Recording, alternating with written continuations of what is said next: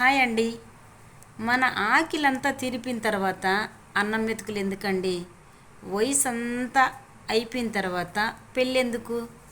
రైటే కదా. మనం బతికున్నప్పుడు పలకరించిన బంధువులు, మనం బతికున్నప్పుడు వచ్చి మాట్లాడిన బంధువులు, చనిపోయిన తర్వాత ఏడ్చి మన గోరి మీద పూలహారాలు వేసే బంధువులు ఎందుకండి? రైటే కదా.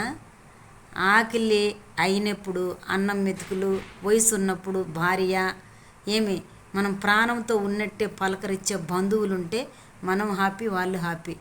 ఏమంటారు ఫ్రెండ్స్?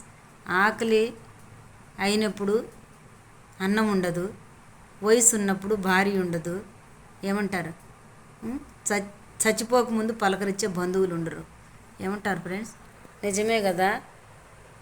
నేను చెప్పింది నిజమే కదా. ఆకలి తీరిపోయినాక అన్నం ఎందుకు? వయసు అయిపోయినాక పెళ్ళి ఎందుకు?